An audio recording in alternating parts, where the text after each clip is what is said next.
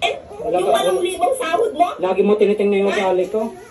Pero yung ugali mo, di mo tinitingnan. binawasan ng 2,000. Pinunit Magkano mo yung na lang dagit sa ko. 8,000? Binawasan ng 2,000. Magkano na lang pampayad ng bahay natin dito? Ayun lang naman sinasahod ko eh.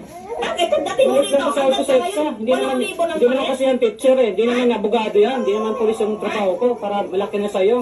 Ano akala mo sa akin? Paghawak mo sa pera mo, na binibigay mo sa akin bawat sahod mo, Hirap tutulong sa'yo. mo sa akin? Ang hirap mo intindihan eh. Ikaw ang mahirap intindihin. May pang-load ka, pero pang-masahin mo sa akin mo pahingingin. 30 lang, mabigat na ba yun? Bakit? Oo, mabigat. Tapos Kasi ikaw ako naman, nag-iipon ikaw ako naman ng nag-ahawak ng sahod ko. Hindi ka ba masaya nun? Para pang-dete ng anak ko.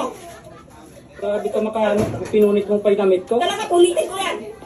Nananakit ka pa. Tangina ka. Grabe Wala ka. ka nang ibang inintindi. Ka talaga. Simula kahapon ka pa, hindi ka na pumasok. Hanggang sa ngayon, hindi ka pa nang papasok. So ano bang gusto mo?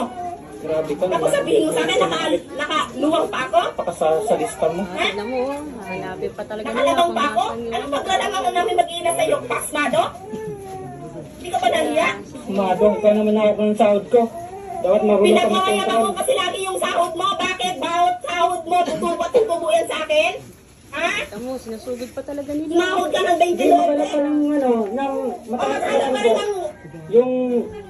Yung ano, yung ikakasaya mo, maghanap ka. Tangina ka. Yung ikakasaya mo, Paano ako maghanap? Andito ka pa. Alam mo, kung malit lang sahod ko. patamo pati yung sila, umakit pa talaga. Ayan, lumimili ka pa ng malaking sahod. Katuhan. Tingda ka ng ang sabo. Ikaw, magtinda ka siya. Para Tingnan mo yung yumamang mukha ka. mo. Tingnan mo yung mukha mo. Sino? Mamang ka. Sino Yung magsabi hirap sa sa'yo, akin? para hindi ka sanay sa kahirapan. Bakit? Oh, sanay na nga ako, Berto. Lagi ka nang iwinta. Sanay ako, Berto. Sanay ako mapapasko sa'yo. Nanakit pa. Tapos ng trabaho eh, pinunit yung damit ko. Bakit? Ilang araw pa na hindi ka nga pumapasok? Ano ilang araw? Kunwari ka lang. Tapos yung Oh, bakit? hapon, inaway mo ako, diyan nakapasok. Oh, Sabi mo, araw-araw. Luka. pusit ka. Tama talaga gali. Masama ang ugali ko. Ay, full station na tayo.